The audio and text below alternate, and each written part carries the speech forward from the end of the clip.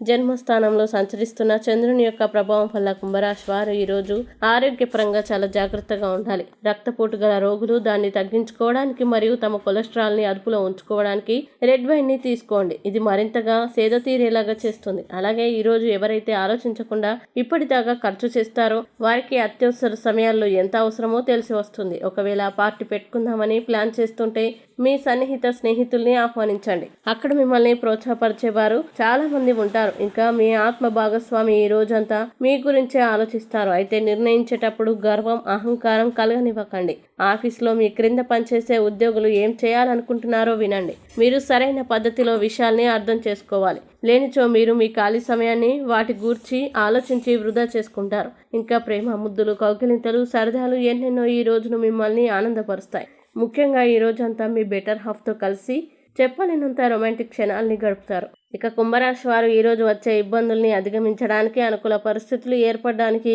లలిత సహస్రనామ స్తోత్రాన్ని పారాయణం చేయండి. విశేషమైన శుభ ఫలితాల్ని పొందుతారు. ఈ వీడియోని లైక్ చేయండి, షేర్ చేయండి.